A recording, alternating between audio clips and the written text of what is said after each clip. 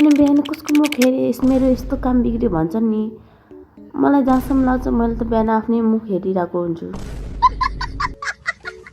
आफूलाई नै best of lock गरेर म चाहिँ कलेजतर्फ लागेँ र कलेजमा क्लास स्टार्ट भएको थियो र मैले भिडियो बनाइरहेको थिएँ कि धन्नै मलाई पिट्नु भएन सर।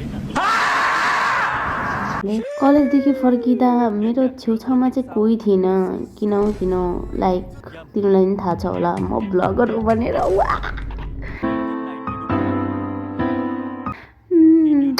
सो कोट ढल्काएर कता जान लाग्यो भने सोच्नु भयो होला। म चाहिँ जान लागेको थिएँ बिहेमा, त्यही पनि एउटा बिहे होइन कि दुईवटा बिहेमा। अनि सुरुमा चाहिँ हामीलाई खानामा रोस्ट पाएको थिएन। त्यसपछि आफै यति धेरै ल्याइदिनु भयो अनि मम्मीको प्लेटमा सबभन्दा धेरै थियो। खाना खाइसकेपछि म यताउता हेर्दै थिएँ के भइरहेको छ अनि के भन्दै। अनि मलाई चाहिँ चिसो दिनुभयो। मेरो खाँदै देखे पनि मैले खाएँ। अनि त्यसपछि यहाँ बेहुला बेहुलीको डान्स चलिरहेको थियो। आई डोन्ट नो यो डान्स हो कि के हो, डोन्ट नो।